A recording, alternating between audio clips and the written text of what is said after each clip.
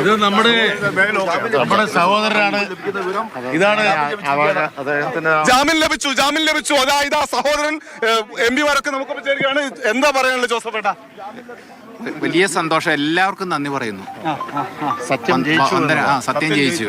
അതെ, എല്ലാവർക്കും. ആരോടൊക്കെ നന്ദി പറയാനുള്ളത്? ആരോടൊക്കെ എനിക്ക് പേര് പറയാൻ അറിയത്തില്ല. നിങ്ങൾ കാണുന്നില്ലേ ആരോടൊക്കെയാ നന്ദി പറയേണ്ടതെന്ന്?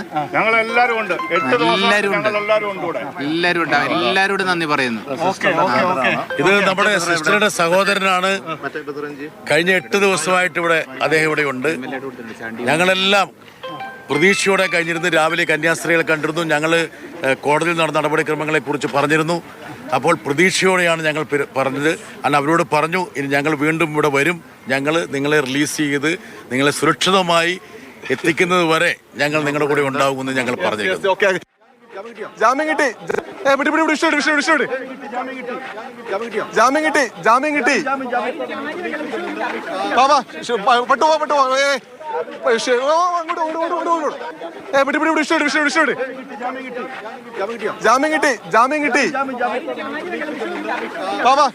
ഛത്തീസ്ഗഡിലെ ദുർഗ് ജയിലിന് മുന്നിൽ നിന്നുള്ള കോടതി പരിസരത്തുള്ള അതിവൈകാരികമായ ദൃശ്യങ്ങളാണ് നമ്മൾ കാണുന്നത്. കഴിഞ്ഞ 9 ദിവസമായി കന്യാസ്ത്രീകളുടെ മോചനത്തിന് വേണ്ടി വിവിധ തുറകളിലെ ഇടപെടലുകൾ നമ്മൾ കണ്ടതാണ്.